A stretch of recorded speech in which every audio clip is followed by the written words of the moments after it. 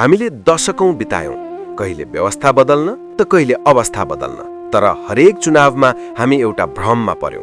हामीलाई लाग्यो चुनाव भनेको त गाउँको कुलो खन्ने, टोलको ढल बनाउने वा डाँडामा एउटा निर्जीव भ्यू टावर उभ्याउने मान्छे छान्ने प्रक्रिया मात्र हो। तर होइन, स्थानीय विकासका लागि स्थानीय सरकार छँदैछ। यो चुनाव त त्योभन्दा धेरै माथि देशको मेरुदण्ड अर्थात् नीति र कानून बनाउने चुनाव हो। हाम्रो एउटा गलत भोटले आज हाम्रा छोराछोरी खाडीको तातो बालुवामा पसिना बेच्न बाध्य छन्, किनकि हामीले नीति बनाउने ठाउँमा आफ्नो मान्छे पठायौं, योग्य मान्छे पठाएनौं। अझै कति दिन मेरो चिने जानेको, मेरो गाउँको वा मेरो पार्टीको भनेर अयोग्यलाई काँधमा बोक्ने? भ्रष्टाचारीलाई संरक्षण गर्ने कानून होइन, तिनलाई जेलको काल कोठरीमा सडाउने कानून बनाउने साहस चाहिन्छ। अब संविधानका पानामा मात्र होइन, नागरिकको जीवनमा परिवर्तन महसुस गराउने नीति निर्माता चाहिन्छ। अब त्यसैले समय फेरिएको छ।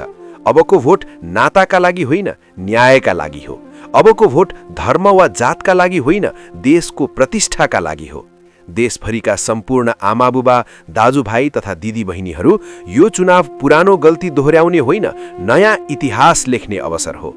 विवेक प्रयोग गरौं, घण्टीमा भोट हालौं र बहुमतका साथ राष्ट्रिय स्वतन्त्र पार्टीलाई सदनमा पठाउँ, किनकि जब सदनमा घण्टी बज्छ तब मात्र भ्रष्टाचारीहरूको निन्द्रा हराम हुन्छ। यसपालि झुक्किने होइन, देशलाई जिताउने हो। जय देश, जय घण्टी, जय रवि, जय बालेन, जय रासपा।